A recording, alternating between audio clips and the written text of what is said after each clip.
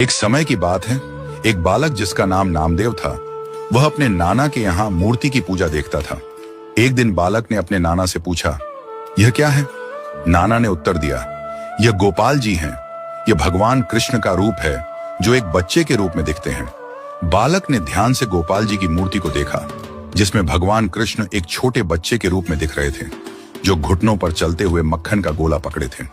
बालक को यह मूर्ति पत्थर या धातु की नहीं, बल्कि स्वयं भगवान कृष्ण का रूप लगी। नामदेव जी ने भगवान को एक बच्चे के रूप में देखा, जो प्यारा और नन्हा था। यह प्रेम स्वाभाविक था, क्योंकि बच्चा केवल एक बच्चे को ही प्रेम कर सकता था। नामदेव ने अपने दादा से गोपाल जी की पूजा करने की अनुमति मांगी, लेकिन दादा ने उसे अस्वीकार कर दिया, क्योंकि वह हर दिन स्नान नहीं करता था। एक दिन जब दादाजी घर से बाहर गए, तो नामदेव ने अपनी दादी से गोपाल जी की पूजा करने की अनुमति मांगी। दादी ने कहा कि वह पूजा कर सकता है, लेकिन स्नान करके। पूजा के लिए बालक रात भर बेचैन रहा।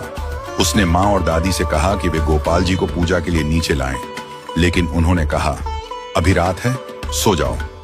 जैसे ही रात खत्म हुई, बालक नदी में जाकर पानी लिया और मूर्ति को धोकर पूजा की तैयारी की।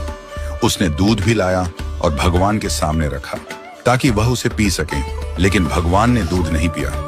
बालक को यह नहीं पता था कि गोपाल जी कभी दूध नहीं पीते, ये तो सिर्फ दिखावा था। वह सोचने लगा कि भगवान का दिल पत्थर जैसा क्यों है। उसने भगवान से बार बार दूध पीने की प्रार्थना की, लेकिन भगवान ने कोई प्रतिक्रिया नहीं दी।